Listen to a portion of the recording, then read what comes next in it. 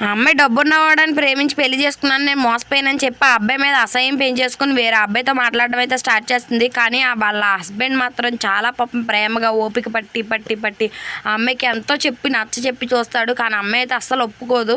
ఇంకా ఏం చేయాలో తెలియక ఆ అబ్బాయికి మాత్రం ఎన్ని రోజులని ఓపిక పడతాడు చెప్పండి. ఫైనల్గా వాళ్ళ అత్తగారు కూడా చెప్తుంది, బాబు కొంచెం టైం ఇవ్వని అని అంటుంది.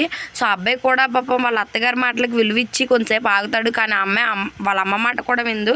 ఇంకా ఫైనల్గా అబ్బాయి అయితే వెయిట్ చేసి విసుకొచ్చేసి ఇంకో అమ్మాయిని అయితే పెళ్లి చేసుకుంటాడు. ఈసారి మంచి అమ్మాయినే చేసుకుంటాడండి. ఇంకా ఆ అమ్మాయి అయితే అలా సింగిల్గా మిగిలిపోతుంది. ఆ అమ్మాయి ఎవరితో అయితే తిరిగిందో ఆ అబ్బాయి కూడా ఈ అమ్మాయిని మోసం చేసి వదిలేస్తాడనమాట. అప్పుడు కానీ ఆ అమ్మాయికి తెలియదు నేనేం తప్పు చేశానని పాపం చాలా ఏడుస్తుంది. అండ్ ఫైనల్గా ఒకరోజు అయితే వాళ్ళ నాన్నగారికి ఒంట్లో బాగోదనమాట. హాస్పిటల్కి తీసుకెళ్తే చాలా ఖర్చు అవుతుంది, క్యాన్సర్ అని చెప్తారు. సో ఫైనల్ స్టేజ్లో ఉందా, థర్డ్ స్టేజ్లో ఉందా, అసలు వాళ్ళ నాన్న బ్రతుకుతాడా లేదా అని మీరు తెలుసుకోవాలనుకుంటే మన ఛానల్ సబ్స్క్రైబ్ చేసుకోండి పార్ట్ 6 కోసం. Bye bye.